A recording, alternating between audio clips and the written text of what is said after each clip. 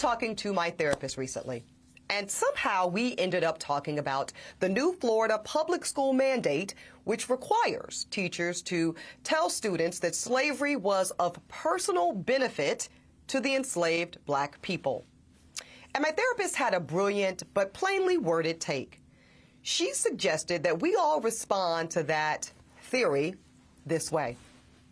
You know, it's a really interesting perspective to assert that the enslaved people gained personal benefits like life skills and even vocations and trades during slavery. It's interesting. But see, none of us were actually slaves, so we don't really know how true that is. But you know, we can test that theory. Since you believe that that's the case, and that sounds really beneficial, you know what? You should quit your job right now.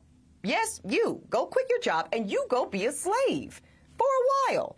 And then you come back and you tell me and all the children that you want to teach this to how awesome it was, how much it benefited you to learn these cool life skills and trades during your time as a slave.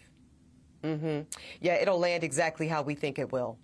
This is exactly how we know that the whole premise is BS, and we know it, and they know it too.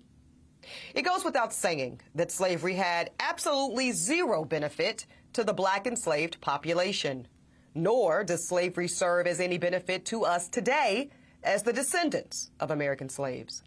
In fact, slavery's only impact shows up today to further dehumanize us.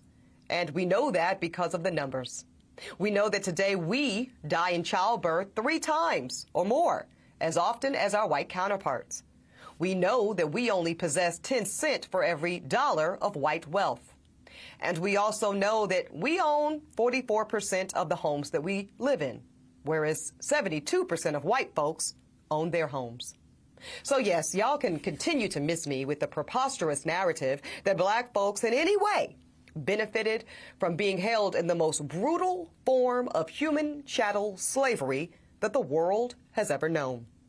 In fact, the only benefactors of American slavery were then and remains today to be the wealth class of white America. You see, the dominance of America, even today as a global economic superpower, fundamentally is rooted still in the agricultural gold mine that was established by the free black laborers for over 246 years.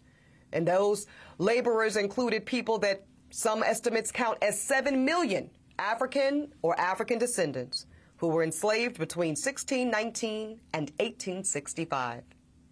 So one has to wonder, why doesn't Ron DeSantis tell that story? Why doesn't he want to teach that history? Could it be that to acknowledge that actual truth would be to acknowledge the very unearned, arbitrary, unethical, and immoral foundation of modern white American wealth? I guess one will have to wonder.